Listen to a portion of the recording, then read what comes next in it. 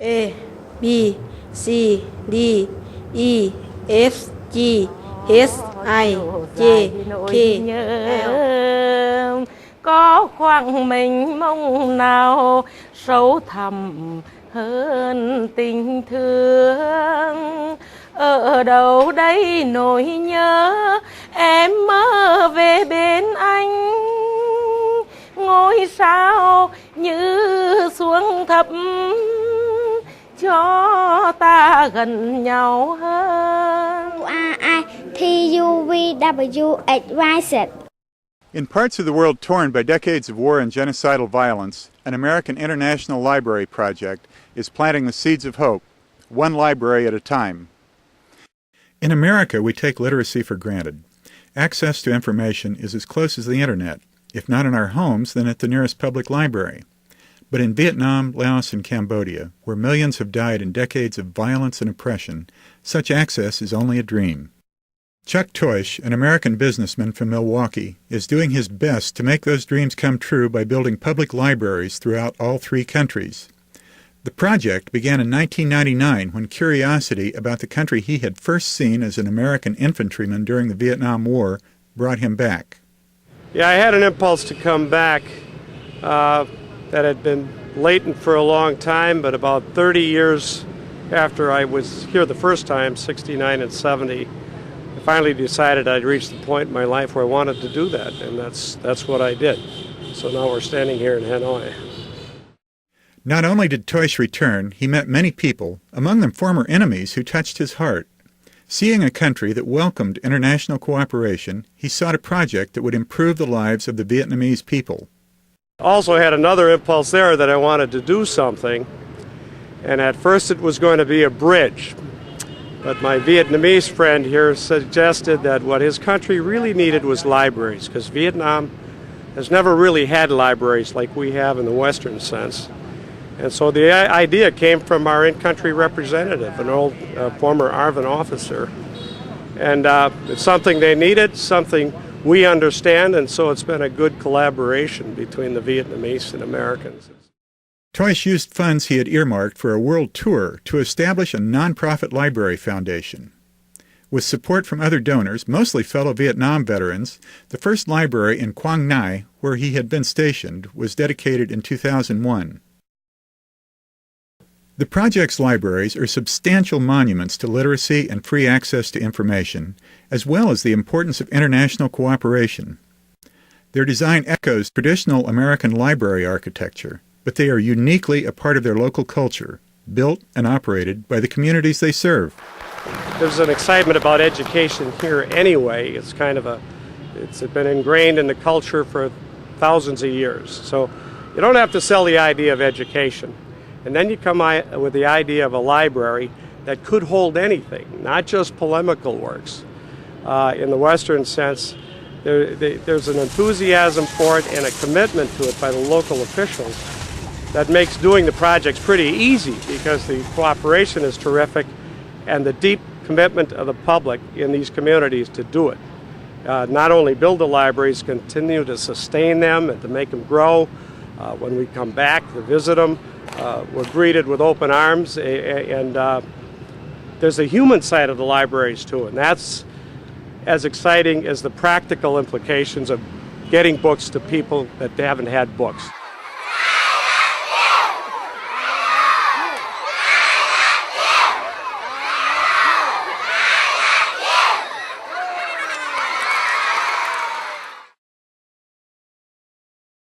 But libraries represent far more than bricks and mortar, or even books and magazines.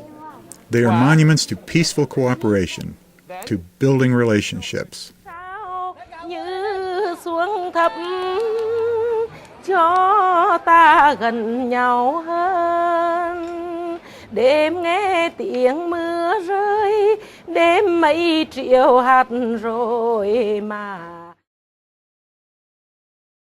The idea is that building the library, we say, is the first half of our promise and commitment, not only in the communities we do it, but to the donors that help make it possible. The key is coming back. We have a motto. The last thing we say when we leave one time is, this is only the beginning. We always come back.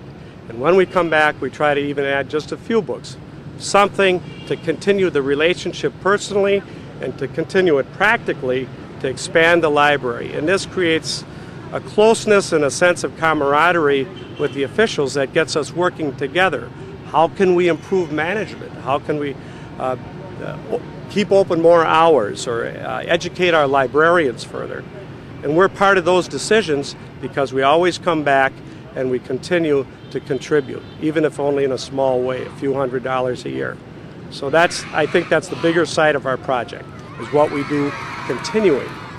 And that, I think, should be exciting for anybody thinking about getting involved with our library project.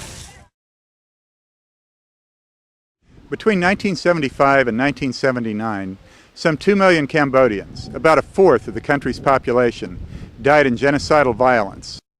In rural Takeo Province, near the capital city of Phnom Penh, the project supports the work of Cambodian journalist Lor Chandara, who believed so strongly in the need for libraries that he turned his own family's home into one.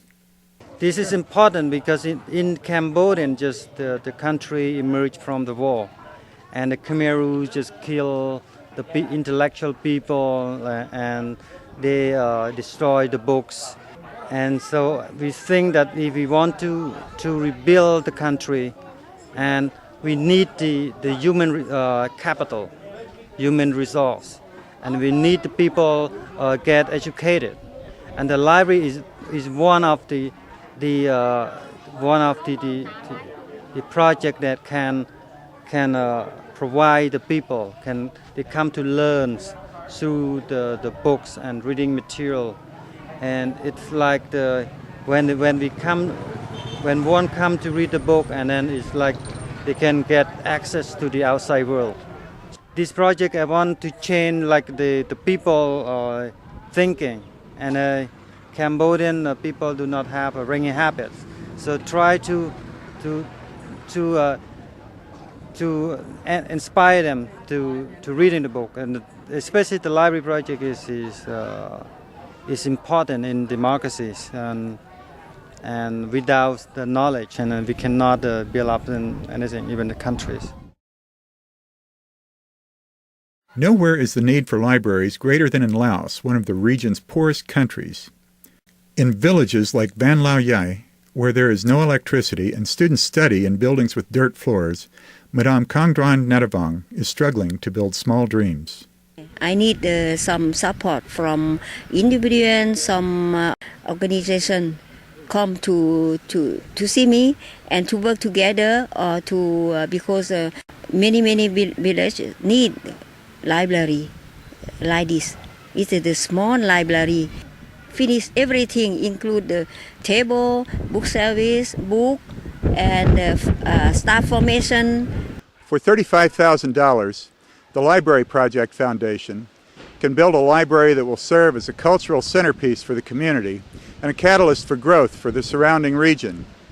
Some libraries, called Small Dreams, can be built for as little as $5,000 to $15,000.